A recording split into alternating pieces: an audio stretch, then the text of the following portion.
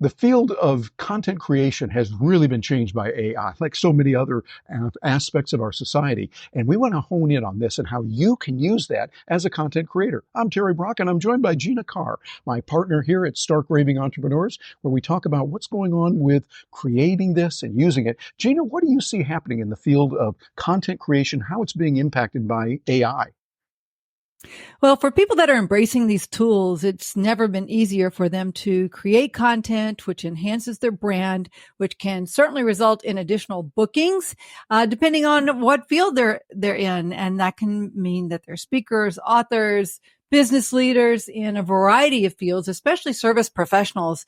I'm seeing service professionals really embracing this technology so that they can get more high quality content out into the world to let people know who they are and the problem that they solve.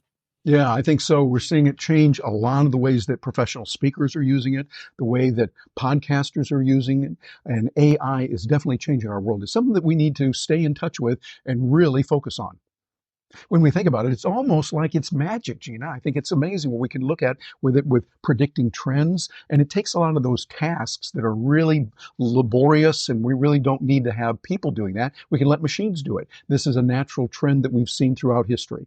AI is now doing it, and it's always uncomfortable for the people that get it initially. Think, oh no, they're taking my job away. Well, in a way we are, but we're going to give you an even better job. That's kind of the way I see it working. What do you think about it, Gina? Well, it is much like magic as we're guiding our coaching clients and our agency clients in using this methodology. We constantly are hearing them say, wow, amazing. I can't believe it. And so to that extent, it definitely is much like magic. And part of what we're helping them learn how to do is to take their longer text, create shorter articles, turn it into multiple social posts, easily, simply, and to load those up into a social amplifier device, which can really get their word out in a bigger way. Taking their longer video clips and their longer videos and turning them into shorter clips, which the social algorithms are really liking these days. And then certainly conducting research to pick up on trends, to pick up on what people are interested in. And you need to know which tools to use, which ones are best for each of those activities. But that's where it's just really shining. You know, one of the areas where I get a chance to have a lot of fun is in the tools that we have, the AI tools. There are a bunch of them out there. A bunch, I think, is a mild term. There are so many, and they're really useful for business, for content creators to get that idea. You know, that writer's block thing that we've talked about for a long time? With ChatGPT, with Perplexity, with other tools like that, you can then smash that writer's block as you start getting some ideas and be able to use them in some profound ways. And Gina, I know that you're doing a lot with other tools as well. What are some of the tools that you're using right now in AI that you think, hey, these are the tools I've got to have? Well, I tell you, I keep going back to ChatGPT. I'm a Yep. Plus user, so I use ChatGPT 4 all the time. I'm using it for brainstorming, for generating ideas of workshops and agendas for workshops and all kinds of information that I can help my clients with. Just this morning, I was helping a client with prioritizing some marketing projects that she wants to do. And I used ChatGPT to create a schedule for how long should it take for each of these projects with a small team. And so it was really fantastic. It was so much faster and easier than I could have done myself. And so that's one of the things I love about it. Yeah, there's amazing tools with that. Another one that I like to use a lot is called Cast Magic. Cast Magic was designed originally for podcasters, but they discovered, wow, this can do even more. So they expand that out to YouTubers and people doing other video. And it gives you the ability to repurpose what you want to do. You can start taking the audio from that, feed it in there, and then it will give you reels for Instagram or Facebook. It will give you LinkedIn posts. It will give you the keywords that you can use, all kinds of tools like that. We've talked about Cast Magic before here on this channel. So I would say take a look at that and see how you can use it and what can be done with it. What would be another tool that you've worked with, Gina, that you particularly like? Well, Canva is doing some wonderful things. It's really nice to be able to go into Canva and to use the tools there that allow you to create images. I've been creating more images actually in ChatGPT lately, but I also do like the fact that I can get some options using Canva and using their I don't think they call it plus, but whatever the paid membership is in Canva, that's helpful as well. Yeah, I think it's kind of the pro version. Then they have a Teams version that we're using, and they have done a great job there. If you're not using Canva for this, I would definitely look into what the AI tools are for it there. That's real good. Now, another thing that's really important about this is not just hearing the theory, but real life examples. What people are actually doing with that. And Gina, you've kind of helped spearhead an agency that we have going for us now. We've helped people in the real world with some real world projects. So tell us how you've done that, how you get in there, roll up your sleeves, and really get some magic happening. What have you seen with the actual clients that we're working with? Well, going back to ChatGPT, using the 4 version, which incorporates DALL-E, which is a graphics version of OpenAI, I've been able to input some articles and to create some really stunning, interesting graphics with those, and things that I never would have thought of, and things that I certainly couldn't find on Canva or another service where the pictures are already created. So, thinking about what are 2 sides of the same coin. So that's kind of interesting. And the before and after, and happy and sad, and showing them in the same image. So it's been really good to create those images. I've been very pleased with what we've come up with for our clients. Yeah, I think so. There's quite a few. Matter of fact, you want to check out that video we can make available to you at the end of this video, where Gina came up with the idea. Gina, I thought you were brilliant on this. Before and after. We all know in sales, it's a good thing to say, here's the condition and here's the bad things that are happening now. When you buy our product or use our service, good things are going to happen. And we can create images using DALL-E 3 to be able to say, here's what it looked like when it was bad, and you show a negative thing, but then you see the same person, but with another view. Completely legal to do that, and I've used it a few times. And Gina, I have to thank you again. I'm high-fiving you across the mile here. Well, actually, across down the hall, as we're in the same place. But being able to say that is a really good way of doing it and using it. You know, one of the things that people say about AI is that it's going to take jobs, it's reducing creativity, and that there are a lot of negative things associated with AI.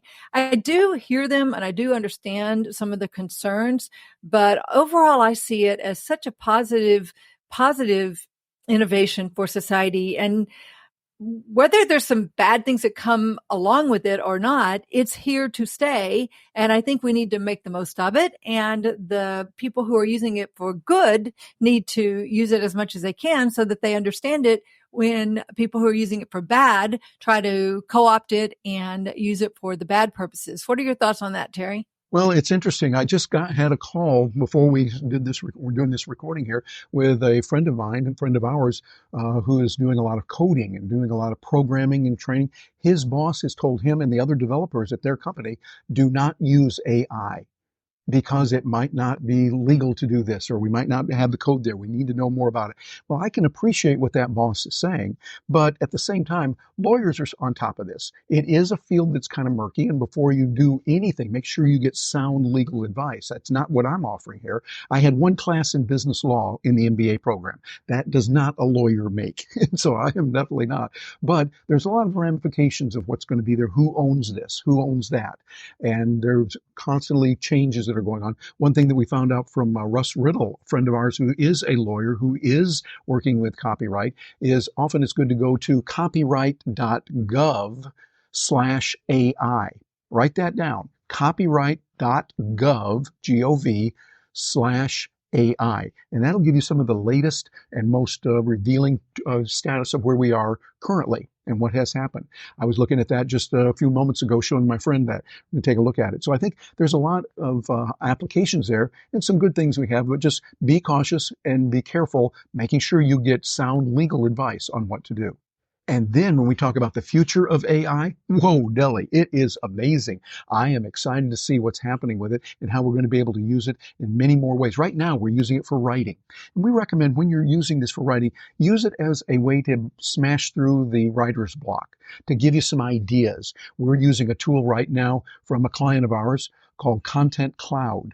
Content Cloud gives you the ability to type in what is hot in the field of bioengineering, or talking a specific question that is of interest to you. We often ask, what AI tools are people using for marketing or content creators using? And it comes back with a wealth of information. It gives us that. We've had some videos on this as well here on our Stark Raving Entrepreneurs, and you want to take a look at that. But I think the future of it is going to be really better all the time. It's already good. And one of the fields that I think is really hot is video. Video is getting stronger all the time, and it has the ability to really start doing a lot of good with that. Gina, I know you're looking at tools and kind of always looking into the future. I'm always interested to see what you say when you get that crystal ball of yours out, rub it real well, make sure the batteries are operating on that. What do you see happening in, say, the next long term, say 6 months to a year? That would be long term with AI. Well, I think that what would be fantastic would be to take a video like we're doing right now and then just feed it into one of the tools and tell it to go ahead and edit it, take out the ums and the ahs, consolidate where we have any kind of blunder, take that out, and create an X minute clip or video for the different channels, and then pull different shorter clips for repurposing. Create the transcript from that, use AI to determine what should be out there or what the clips should be. And actually these different tools that I'm talking about, or this capability that I'm talking about, does already exist with various different tools. I haven't seen it all consolidated into one tool, which would certainly be something that I think will be happening in the near future. And then also this ability to just feed it the one big video and have it do all of those things. I think is in the near term horizon. I can't wait. Yeah, I agree. We're seeing tools like Opus Clip, which we've also had videos on here that do those kind of things. So I'd say as we look to the future, it's really good. You definitely want to know about AI. You definitely want to know what's there. We offer opportunities for you to get involved in that through Stark Raving Entrepreneurs. Matter of fact, if you go over to starkravingentrepreneurs.com, you'll be able to find out all kinds of opportunities that we have for you. And we want to hear from you. Let us know in the comments below. What are you using right now? What are you not using? What are your concerns about AI as we move forward on that? Lots of good happening there. Gina, any final words or ideas and reflections that you have on AI for content creators?